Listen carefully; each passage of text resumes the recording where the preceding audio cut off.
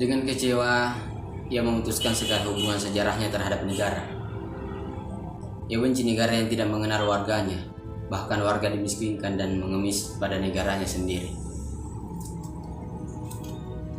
Tentang kerbau itu, masih sangat pagi, bahkan burung-burung baru saja 2 kali mengicau, tapi Pak Suboyo sudah teriak meraung. Wajahnya sekejap memerah, dialiri air mata bercabang-cabang bagai aliran sungai Wanggu. Suaranya pun seolah memecah sejuk sepi dusun, menggetarkan rumahnya yang telah miring dimakan waktu. Di tiang pintu kandang ia tersandar duduk dan tak berdaya. Tanah becek oleh kotoran kerbau menyelup pantatnya. Tatapan kosong menerawang. Ia baru saja mengetahui bahwa 2 ekor kerbaunya lenyap dari kandang di belakang rumah. Setelah cukup lama, raungan itu melemah sebagai suara tangis biasa. Waktu warga sekitar terbangun di gedor ruangannya dan berdatangan menuju kandang, beberapa orang berusaha mengangkat Pak Suboyo, tetapi ia seperti terikat erat di tiang. Seorang yang lain berusaha membujuk, menyabarkan hatinya. Ia tak bergerak sedikit pun, hanya tangis yang terus menderu. Beberapa warga lain mencoba mengikuti jejak kerbau. Agak sulit menandai bekas kuku kerbau karena jalan berbatu dan berumput. Apalagi semalam hujan deras. Sedikit petunjuk mengarah ke jalan menuju barat dan berhenti di gundukan kerikil tertutup ditumbuhi rerumputan. Setelah beberapa lama berkumpul, bercerita, berspekulasi tentang pencurian kerbau Pak Suboyo, satu persatu warga dusun pulang memeriksa binatang ternaknya masing-masing. Dusun Butan oleh pemerintah tergolong miskin. Umumnya warga adalah buruh tani. Tanah dan lahan adalah milik sejumlah pejabat berduit. Duit bantuan yang disurat menjadi duit pribadi atau duit pribadi yang dihasilkan dari korupsi persengkokolan proyek. Warga diizinkan tinggal dan membangun rumah serta mengolah lahan sawah dan kebun, tetapi tidak untuk dimiliki. Yang tak mendapat cukup lahan garapan, mereka berusaha menambah kerjaan lain dengan memelihara 1-2 ekor kerbau, kuda, atau sapi sebagai alat transportasi sewaan, terutama ketika masa panen tiba. Bagi warga di daerah lain, kehilangan kerbau mungkin tidak begitu sakit rasanya. Namun bagi Pak Suboyo, sebaliknya, kerbau itu adalah harta satu-satunya yang paling berharga. Karena ia tidak memiliki tanah sejengkal pun dan rumahnya tinggal menunggu waktu kerebuhannya. Kepemilikan warga terhadap lahan nyaris tak ada lagi sejak para pejabat dan konglomerat masuk mengejutkan warga dengan duit harga lahan.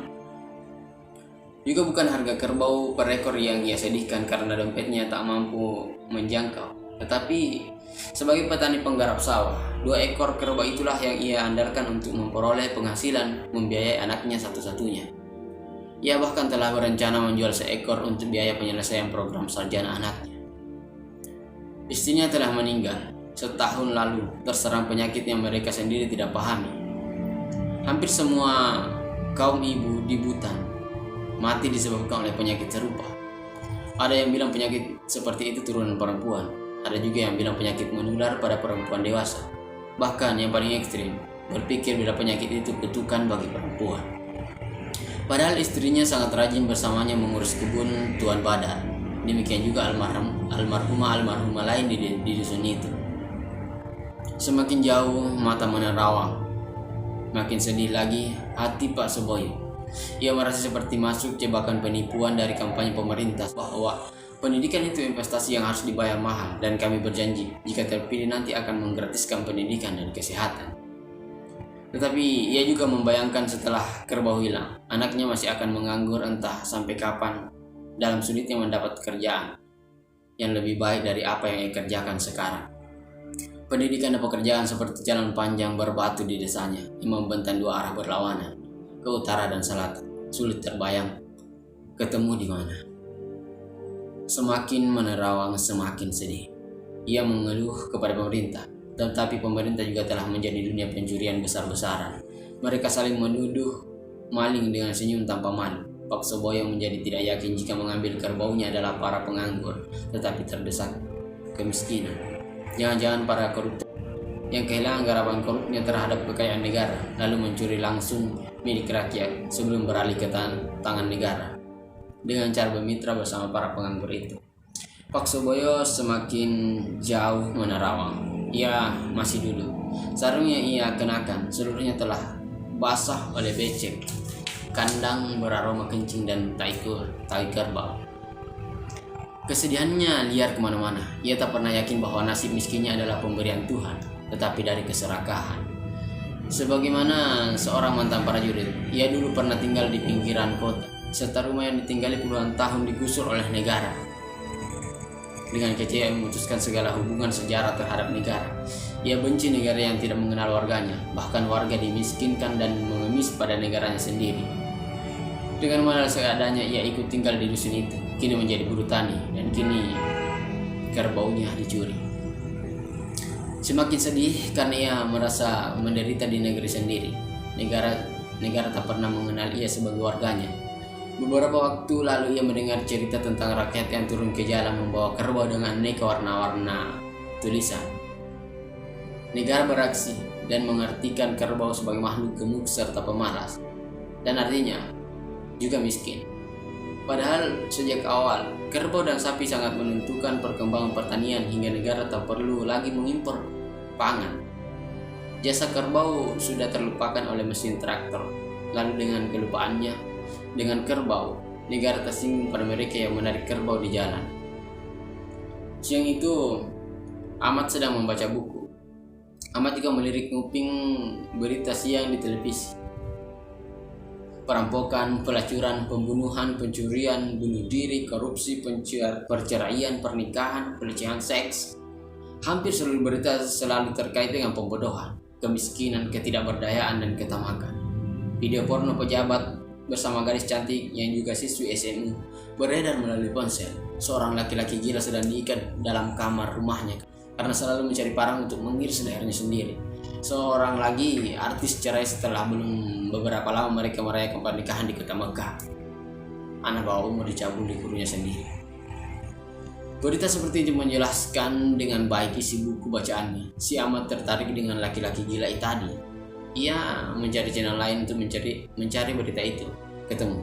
Sejak menyimak duduk perkara, orang gila itu telah berhasil menemukan parang. Si Ahmad melompat tergesa keluar mengunci kamarnya dan pergi dengan wajah panas pucat. Lelaki gila itu adalah bapaknya. 5 jam perjalanan mobil angkutan antar kota. Di depan rumahnya orang berkumpul dan di pinggir jalan melambai kain putih. Seketika ia kehilangan kekuatan. Dunia menjadi gelap dan berputih kecil. 2 orang membantunya berdiri dan melangkah mencapai rumah. Ahmad Suboyo kini kehilangan segalanya. Tinggal semangat hidup yang dimiliki. Dengan semangat yang tersisa, ia coba mencari tahu kepada warga siapa yang bisa tahu yang pernah menyewa kerbau bapaknya sebulan terakhir. Warga menjelaskan yang mereka tahu. Pak Bangun, Pak Usti, dan seorang dari luar desa. Mereka melihat kerbau itu diangkut truk. Ahmad mencari tahu ke desa tersebut. Katanya kerbau bapaknya pernah disewa untuk dipakai demonstrasi tani yang turun ke jalan kota sebulan lebih yang lalu. Tapi si Ahmad belum mengerti apa kerbaunya itu kini hilang, diculik, atau ikut demonstrasi tersebut. Ayah nak Ahmad masih lumayan kehilangan kerbau, tapi kami kehilangan tokoh tani demonstran, kata seorang yang tidak dia kenal. Makassar, 11 Februari 2010.